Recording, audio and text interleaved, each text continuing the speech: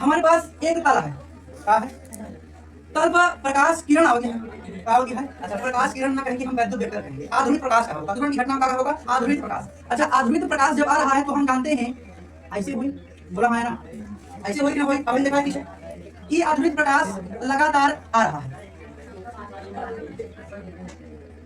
ये सतह पर आपतित हुई। जब यह इस सतह पर आपतित होगा, ध्यान दीजिएगा, इसके पास वैद्युत वेक्टर भी हैं और चुंबकीय वेक्टर भी हैं, दोनों कंपन कर रहे हैं, बोला है ना। खोज कहा कि जब प्रकाश किरण या प्रकाश की ये जो आध्रुवित प्रकाश है, कैसा प्रकाश है? आध्रुवित प्रकाश, क्योंकि मेरे पास कंपन दोनों है, वैद्युत वेक्टर भी है, चुंबकीय वेक्टर भी है, दोनों दिशा में कंपन कर रहे हैं, बोला है ना। अच्छा, एक जब एक बार आपतित कराया जाता तो आदर्श यह परावर्तित भी हो जाता और यह अगर अभिलंब बनाई गई तो अभिलंब से अपवर्तित भी हो जाता है।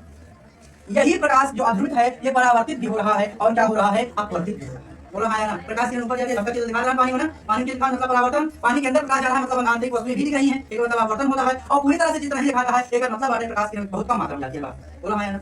अब बताओ ब्रूस्टर का देखें, ब्रूस्टर देखें कि प्रकाश अंदर जो जा था ओकरे पास दोनों वेक्टर रहा था, कैसा वेक्टर रहा था? क्योंकि उसमें कोई चेंज नहीं होता, तीव्रता इंटेंसिटी कम नहीं होती, माध्यम जाने पर प्रकाश की चमक कम हो जाता है, इंटेंसिटी हो जाती है।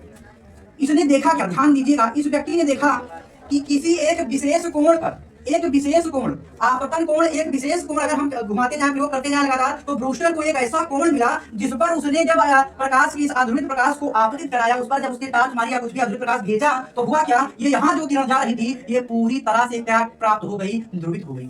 क्या प्राप्त हो गई? ध्रुवित, मतलब इसमें केवल एक ही वेक्टर बचा, ई वाले वेक्टर, यहाँ से कहानी खत्म, एक वेक्टर खत्म हो गया। एक मतलब आता है कि कौन प्रकाश हुई हुआ? ई ध्रुवित प्रकाश हुई हुआ। कौन प्रकाश हुई हुआ? ध्रुवित प्रकाश। आप ये बताइए, इस कोण का उसने नाम दिया आईपी, एंगल ऑफ पोलराइजेशन। क्या नाम दिया है? आईपी, जिसको कहते हैं एंगल ऑफ पोलराइजेशन। इसको उसने कहा ध्रुवण कोण। कौन कोण कहा उसने? ध्रुवण कोण। मैं भाषा बता रहा हूं, किसी तल पर, किसी तल पर आपतित प्रकाश की किरण के लिए या किसी तल पर आपतित या किसी तल पर आपतित अध्रुवित प्रकाश के लिए आपतन कोण आई का वह मान जिसके लिए कौन सी किरण है? ये परावर्तित किरण। कौन सी किरण है? परावर्तित किरण पूर्णतया ध्रुवित हो जाती है। कैसी ध्रुवित हो जाती है? 100% पोलराइज हो जाती है। ऐसा प्रकाश, ऐसा जो कोण है उसी कोण का नाम है ध्रुवण।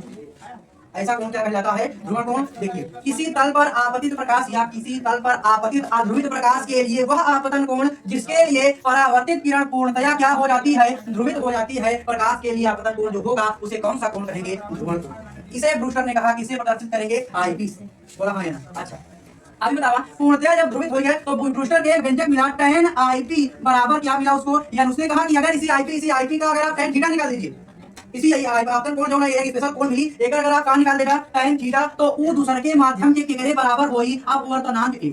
कि माध्यम नंबर 1 यहां अपवर्तन होता है कि माध्यम नंबर का रही 2 रही न रही, एक पास एक अपवर्तनांक रही न रही, ये ना, बोला है ना। अच्छा, इसने व्यंजक बताया कि अगर आप उसी ध्रुवण कोण, कौन सा कोण है भैया? ये ध्रुवण कोण का आप कौन सा थीटा निकालिए? tan थीटा, तो ये किसके बराबर होगा? उस माध्यम के अपवर्तनांक के बराबर। अब ध्यान दें, ये बतावा, अगर tan आईपी बराबर है के, tan आईपी बराबर है किसके? यन के, तो मेरे भाई आप 10 में पढ़ के आए हैं साइन थीटा अपान में cos थीटा भी tan थीटा को ही कहते हैं, बोला है ना। साइन थीटा अपान में कौन थीटा? cos थीटा बराबर में कौन थीटा? tan थीटा है। कि मतलब अगर tan आईपी लिखा है तो हम साइन आईपी बटा का लिख सकते थी cos आईपी, बोला है ना। बराबर में क्या लिखा है? यन। अगर एक कह दी समीकरण नंबर 1 तो कोई गलत बात नहीं है। आप ये बताइए, अगर ये आपतन कोण है तो ये कौन सा कोण होगा? परावर्तन कोण, बोला है ना। अगर ये आपतन कोण हटे और परावर्तन कोण हटे तो आपतन कोण परावर्तन कोण के का होता? बराबर। एक मतलब अगर ई आईपी तो इहो का हो जाई आईपी, बोला है ना। यह आईपी तो ये भी क्या हो जाएगा? आईपी। एक मतलब है अगर ए आईपी नहीं बतावा कि अपवर्तन की घटना होती है ना कि अभिलंब है, क्या बताइए? अभिलंब। तो आप ये बताइए, अभिलंब तथा अपवर्तित किरण के मध्य बना कोण क्या कहलाता है? आर कहलाता है अपवर्तन कोण, आया ना। ये अपवर्तन कोण कहलाएगा। तो आप बताइए, साइन आईपी अपान में cos आईपी बराबर ये ना, ये काली समीकरण नंबर 1। आप ये बताइए, इस स्नेल के नियम से, किस नियम से? इस स्नेल के नियम से। स्नेल का क्या नियम है? आदर्श साइन आई अपान में साइन आर, साइन आई आज साइन आईपी है, साइन आई आज का है साइन आईपी, लेकिन साइन आर में कहानी नहीं, आर तो आ रही है, बोला है ना। आप ये बताइए, इसके बराबर में क्या होगा था? यन। आप ये बताइए, इसको कहते हैं समीकरण नंबर 2। समीकरण 1 व 2 से, समीकरण 1 व 2 से, समीकरण 1 व 2 क्या है आदर्श? साइन आईपी बटा कौन आईपी? cos आईपी बराबर में क्या होगा? हमने कहा n और n बराबर है, देखा n यहाँ है तो इनका और इनका बराबर कीजिएगा। इधर भी है, इधर भी है, ये दोनों बराबर हैं, तो इसका मतलब इनको और इनको बराबर कर दिया जाएगा। साइन आईपी बटा cos आईपी बराबर हुई साइन आईपी बटा साइन आर। बोला है ना, ध्यान दिया इनसे इनकर कहानी का हुई है, कट हुई है, एक मतलब आप बचन के ध्यान दिया sin ip क्या बचा है cos ip बराबर है sin r के, इनका कलर दिन ऊपर चला गया cos ip होगा, नीचे बचा है sin r, उनका कलर दिन sin r का ऊपर चला गया, बोला है ना।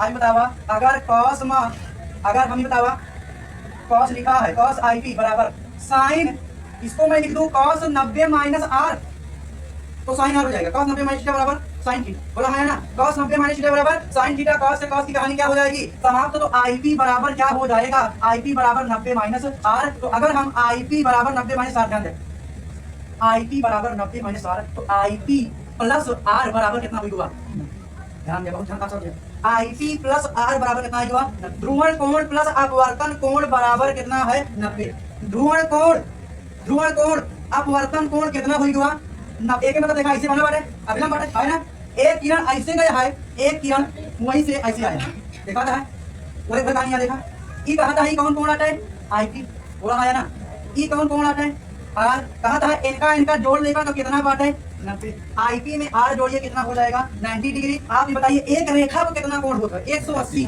90 दो जने मिलके बनाए हैं तो ई कितना बचा 90, सही बात आता है। ई कौन किरण आता है, ई परावर्तित किरण आता है, कौन किरण परावर्तित किरण, ई कौन सी किरण है अपवर्तित किरण, इसके बीच कोण कितना होगा 90। ब्रूस्टर नामक वैज्ञानिक ने यही बताया कि ध्रुवण नामक घटना में जब किसी तल पर ध्रुवण होता है तो परावर्तित किरण और अपवर्तित किरण के मध्य कोण 90 डिग्री रहा था 90 डिग्री, यही नियम क्या कहलाता है ब्रूस्टर का नियम।